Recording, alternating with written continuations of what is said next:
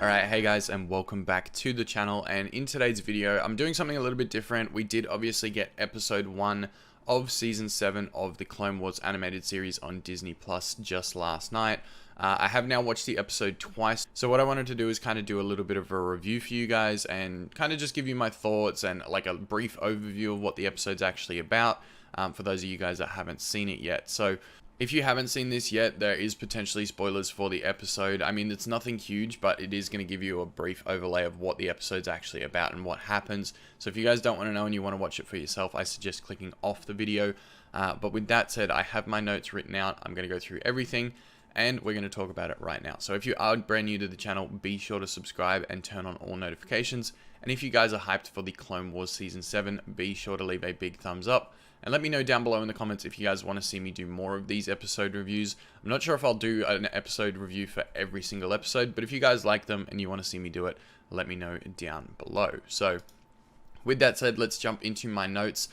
Season 7, Episode 1 is called The Bad Batch, and it starts with Admiral Trench leading the Separatists, and Rex and Cody leading the clones. And there's an actual lack of Jedi action in this episode, so we're used to the Clone Wars always having Jedi involvement, and we do see Mace Windu and Anakin Skywalker at the start of the episode, but we don't see them throughout the rest of it. They're kind of just there. Rex and Cody go to Anakin and Mace Windu, and they want to take a small squad behind enemy lines and retrieve some information, because Rex has a feeling that something's not right and he can actually get this information from behind their lines. So they go to Anakin and Mace Windu, and by the way, Anakin's new hair, I don't know why it looks weird, but I guess they are getting closer to Revenge of the Sith. It just looks a bit different. I don't know how they could animate it any differently. I'm not really an animator, but to me it just looked a little bit off. But I'm sure I'm just like thinking about it too much and looking into it a little bit too much. But other than that, so they basically go to the Jedi and say, look, this is what we want to do. We want to get in behind the Separatist lines, and they want to go to this cyber center.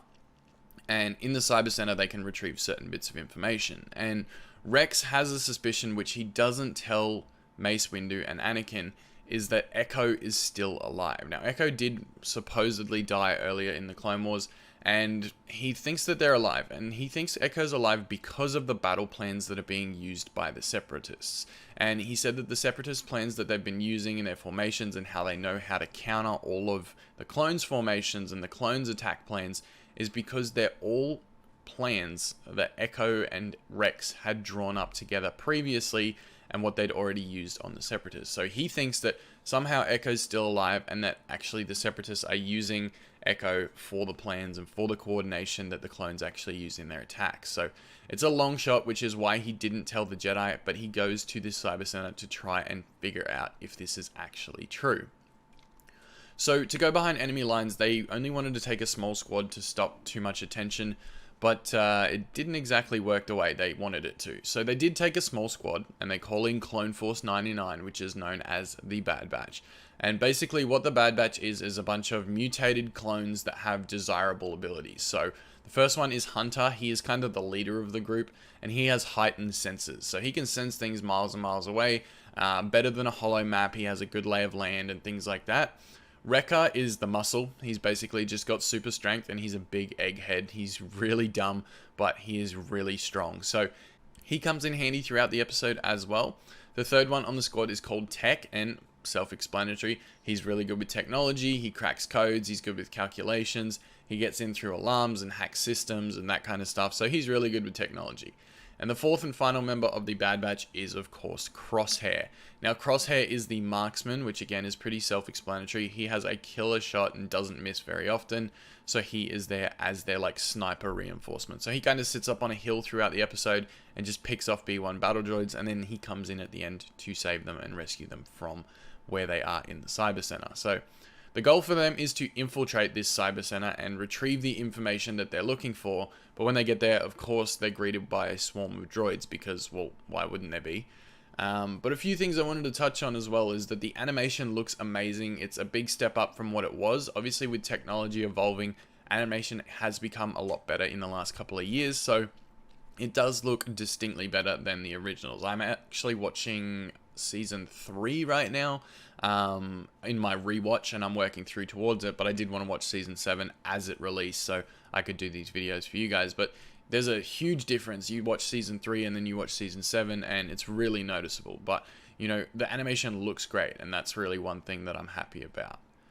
The fight scenes are badass. The synchronization between Clone Force 99 is incredible, and their mutations that they have are really cool as well. Like, I think for me, the way that they all work together was the coolest part. Like, there's this one scene where they're fighting in the middle of the open, and they literally just, like, Wrecker pulls a piece of the crashed LA-AT off, and he just uses it as a big shield to cover all four of them, and they're all just pinging enemies, and Tech is actually calculating how far a grenade needs to be thrown, and then Crosshair is throwing it, and it's just, like, insane that the coordination that they have during these fight scenes, and it's really cool to see. Rex and Jesse and the other clones are kind of just there as like backup, really, until the second half of the episode when Rex takes over the operation. So anyways, they get to the tower and Rex discovers a signal, and he discovers that Echo is still alive because there's a live signal that's being broadcasted out from a planet called Skako Minor. And when Rex asks Tech to find out who is sending that live signal, it says CT 1409. I think it's 1409 from memory. I can't remember exactly. You'll probably roast me in the comments if I got that wrong. Which is actually Echo's number. So CT 1409 is Echo, which leaves Rex to believe that he is still alive. And I thought this was a really cool part of the storyline, guys. It really tied everything in together. And for just one episode to dive pretty deep into a storyline and actually get that result at the end was really, really cool. And I know they're going to develop on this as it goes as well, which has me super excited for next week's episode. I kind of didn't want to wait week by week for it, but I do at the same time because it makes these episodes a little bit easier when I don't have to do all of them in one go. So after they find out that Rex's suspicions are true about Echo, the clones pretty much just fight their way out of the cyber center and escape. What's his name? The marksman, Crosshair. Sorry, I'm getting there. Crosshair comes and picks him up with a speeder, and they escape from the planet. And that pretty much wraps up the episode, and then the clones get out of there, and the droids inform Admiral Trench that Skako Minor was accessed in the computer, and he seems extremely concerned at this point. Like, he's freaked out, and that's where the episode ends. So obviously this Skako Minor operation on whatever Echo is doing out there and relaying information to the separatists, or whether he's like been captured and they're forcing him to give out information, or I don't know what is going on at this point, but it seems like it's going to be a really cool part of the episode and a really cool arc throughout the rest of the Clone Wars season. So overall, I really liked this episode. Like I said, not too much Jedi involvement. That was a little bit disappointing, but it was really cool to see the Bad Batch in action. And of course, Rex and Cody didn't get too much involvement in the episode, even though he was at the start. He gets injured in the crash when they land on the planet, so he doesn't make it through the rest of the episode. They kind of evac him and get him out of there so that he can get to a med center. But, you know, it's cool to see Rex in action. Jesse's there, and all the Bad Batch, of course, as well, is a really cool touch. So their fighting and the fight scenes are probably the best part of this episode, and I like the development for future episodes that we're going forwards with the whole Echo thing that's going on. So really cool episode, really fun episode to watch. I'm glad the Clone Wars is back, and I'm sure you guys are as well.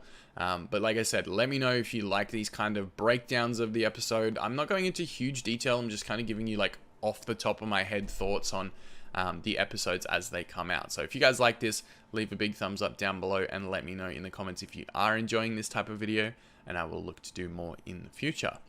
Anyways, I'm going to get out of here now. Thank you guys for tuning in today. I will see you in the next one, and may the Force be with you always.